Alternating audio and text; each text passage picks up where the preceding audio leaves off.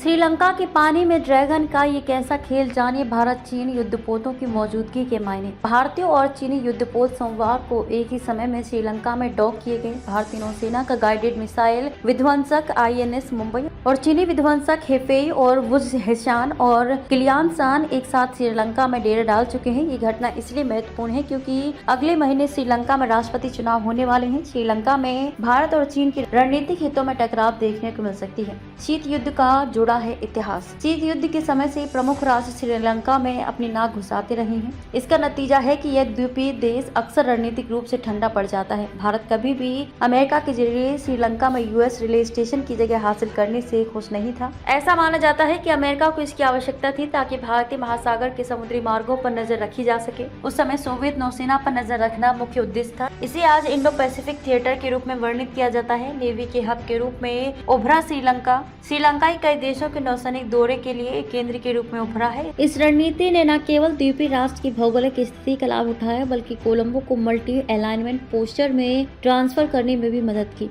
2009 से 2020 तक 525 से अधिक युद्धपोतों ने श्रीलंका का दौरा किया। इनमें से 110 भारत से थे, 80 जापान से थे और 40 चीन से थे। इस प्रकार अंतर्राष्ट्रीय नौसेनाओं के लिए श्रीलंका के एक पोर्ट ऑफ कॉल के रूप में कार्य करना कोई नई बात नहीं है। चीनी समुद्री ड्रैगन का उभरना, चीन के एक नौसैनिक शक्ति के रूप में उभरने और भारतीय महासागर क्षेत्र में युद्धपोतों की अपनी विस्तृत तैनाती ने खेल बदल दिया है। चीन के पास आज दुनिया की सबसे बड़ी नौसेना है। इसमें 360 से अधिक युद्धपोत और पनडुब्बियां शामिल हैं। भारत के पास केवल 140 युद्धपोत हैं। इसके अलावा एक बड़ी चीनी समुद्री मिलिशिया दक्षिण चीन सागर में बीजिंग की आक्रामक रणनीति में सबसे आगे रही है। चीन के कम्युनिस्ट नेता ऐसा महान महसूस करने के लिए ही नहीं कर रहे हैं। वे चीन के भौगोलिक परिधि को समुद्री चौक पॉइंट्स के साथ एक समुद्री दृश्य के रूप में देखते हैं। इसमें मलक्का स्ट्रेट और त्सुशिमा स्ट्रेट का नाम लिया जा सकता है। बीजिंग की रणनीति अमेरिका और सहयोगियों द्वारा खुद को घेरने और इसके व्यापार और आपूर्ति मार्गों को बंद करने के लिए कोई भी जवाबी कदम उठाना है, साथ ही मजबूत समुद्री प्रभुत्व हासिल करना है।